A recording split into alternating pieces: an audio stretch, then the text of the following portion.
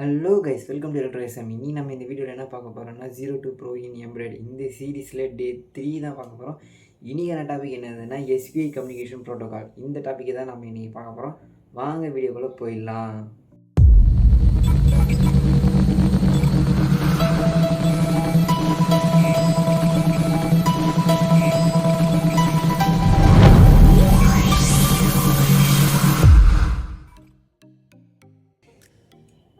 Okay, SPI என்னென்னது? SPI ஒரு serial communication protocol தான்.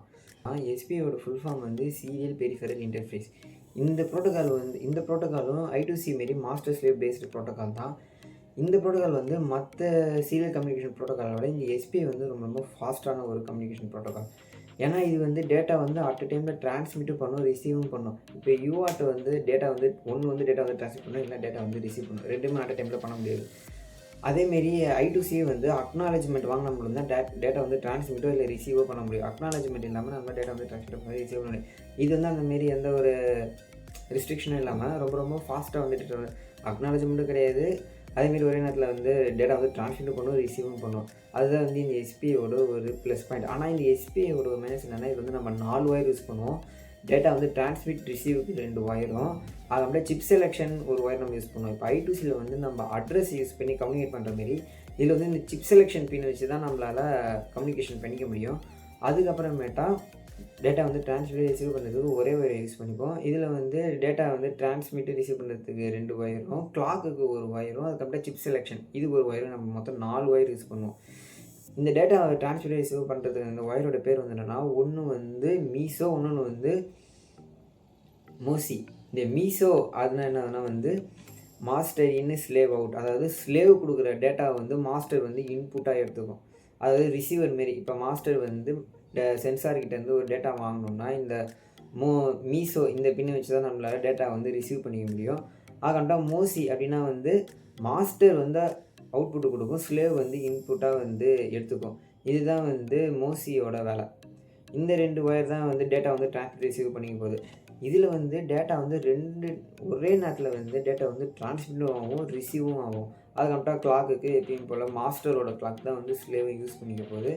அதுக்கப்புறமேட்டா சிப் செலெக்ஷன். இந்த சிப் செலெக்ஷன் வந்து நம்ம எதுக்கு யூஸ் பண்ணுறோம்னா, இப்போ I2Cயில் வந்து நம்ம என்ன பண்ணுவோம்னா அட்ரஸை வச்சு நம்ம வந்து சென்சார் கூட கம்யூனிகேட் பண்ணுவோம். இதில் வந்து நம்ம அட்ரஸ் வச்சு நம்ம கம்யூனிகேட் பண்ண போகிறது கிடையாது. அதுக்கு பதிலாக இந்த சிப் செலெக்ஷன் இந்த ஒரு பின்னை வச்சு தான் நம்ம வந்து டேட்டா வந்து கம்யூனிகேட் பண்ணிக்க போகிறோம். இந்த சிப் செலெக்ஷன் இந்த பின் வந்து ஆக்சுவலாக எப்படி ஒர்க் ஆகும்னா, இப்போ நம்ம ஒரு 2-3 எஸ்பிஐ டிவைஸ் நம்ம யூஸ் பண்ணுறோன்னா ஒரு எஸ்பிஐ டிவைஸுக்கும் ஒரு சிப் செலெக்ஷன் பின்ஸ் வந்து நம்ம யூஸ் பண்ணுவோம். இப்போ வந்து நம்ம 2 டிஸ்பிளே யூஸ் பண்ணுறோன்னு வச்சுக்கோங்களேன். டிஸ்பிளே 1, டிஸ்பிளே 2ன்னு நம்ம 2 டிஸ்பிளே இப்போ யூஸ் பண்ணுறோம் எஸ்பிஐ ப்ரோட்டோகால் மூலிமா. இப்போ வந்து டிஸ்பிளே 1ல் நம்ம என்ன பிரிண்ட் பண்ணணும்னா, ஏதாச்சும் பிரிண்ட் பண்ணணும்னா, இப்போ டிஸ்பிளே 1க்குன்னு ஒரு சிப் செலெக்ஷன் பின் இருக்கும். அந்த பின்னை நம்ம டிக்ளேர் பண்ணி தான் அந்த டிஸ்பிளே 1 வந்து நம்மளால் யூஸ் பண்ணிக்க முடியும். இப்போ டிஸ்பிளே 2க்கு வந்து என்ன பண்ணணும்னா, அதேமாரி அதுக்கு ஒரு சிப் செலெக்ஷன் பின் ஒன்று இருக்கும். அந்த பின்னை நம்ம வந்து டிக்ளேர் பண்ணணும். இப்போ ஆர்டினோ போர்டில் வந்து பின் நம்பர் 10ல் வந்து நான் டிஸ்பிளே 1ஐயும், பின் நம்பர் 9ல் வந்து நான் டிஸ்பிளே 2ஐயும் கனெக்ட் பண்ணுறேன்னு வச்சுக்கோங்க. பின் நம்பர் 10 வந்து நம்ம ஆன் பண்ணால் மட்டும்தான் இந்த டிஸ்பிளே 1 கூட வந்து நம்மளால் கம்யூனிகேட் பண்ணிக்க முடியும். இப்போ பின் நம்பர் 2 நம்ம ஆன் பண்ணால் மட்டும்தான் பின் நம்பர் 2 வந்து நம்ம ஆன் பண்ண மட்டும்தான் டிஸ்பிளே, அதாவது பின் நம்பர் 9 நம்ம ஆன் பண்ணால் மட்டும்தான் நம்மளால் டிஸ்பிளே 2 நம்மளால் கம்யூனிகேட் பண்ணிக்க முடியும். இதுதான் வந்து பேசிக்கான கம்யூனிகேஷன் நம்ம இந்த எஸ்பிஐ ப்ரோட்டோக்காலில் நம்ம வந்து யூஸ் பண்ணுவோம். இப்போ வாங்க நம்ம லைவ் எக்ஸ்பெரிமெண்ட் உள்ள போய் பார்க்கலாம். ஓகே, வாங்க நம்ம சர்க்யூட் டயக்ராம் வந்து இப்போ பார்த்துடலாம். விசிசியும் கிரவுண்டையும் வந்து ஆர்டினோவில் இருக்க விசிசி கிரவுண்டு கூட அட்டாச் பண்ணிக்கோங்க. அதுக்கப்புறமேட்டா சிஎஸ் பின் இந்த பின்னை வந்து ஆர்டினோவில் இருக்க 10th பின்னு கூடியும், அதுக்கப்புறம் ரீசெட் பின் இந்த பின்னை வந்து ஆர்டினோவில் இருக்க 9th பின்னு கூடியும், டிசி இந்த பின்னை வந்து ஆர்டினோவில் இருக்க 8th பின்னு கூடியும், அதுக்கப்புறமேட்டா கிளாக்கு இந்த பின்னை வந்து 13ஆம் நம்பர் பின்னிலையும், அதுக்கப்புறமேட்டா மீசோ இந்த பின்னை வந்து 12ஆம் நம்பர் பின்னிலையும், அதுக்கப்புறமேட்டா வந்து மோசி இந்த பின்னை வந்து 11ஆம் நம்பர் பின்னுக்கூடையும் அட்டாச் பண்ணிக்கோங்க. இந்த டிஸ்பிளேவோட பின் டயக்ராம் இது தான். இப்போ வாங்க நம்ம வந்து சர்க்யூட் டயக்ராம் முடிச்சாச்சு, ப்ரோக்ராம் உள்ள போய் பார்த்துடலாம்.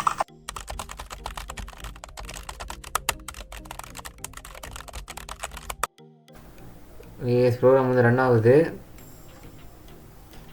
ஓகே, டிஸ்பிளே வந்து ஹலோ எலக்ட்ரான்னு ஷோ ஆரம்பிச்சிச்சு கைஸ். ப்ரோக்ராம் வந்து நல்லா ஒர்க் ஆகுது. அவ்வளோதான் கைஸ், இன்றைக்கான வீடியோ வந்து அவ்வளோதான். இந்த வீடியோ வந்து உங்களுக்கு பிடிச்சிருந்துச்சுன்னா லைக் பண்ணுங்கள், கமெண்ட் பண்ணுங்கள், ஷேர் பண்ணுங்கள், முக்கியமாக சப்ஸ்கிரைப் பண்ணுங்கள். மீண்டும் ஒரு வீடியோவில் பார்க்கும் வரை சைனிங் ஆஃப்.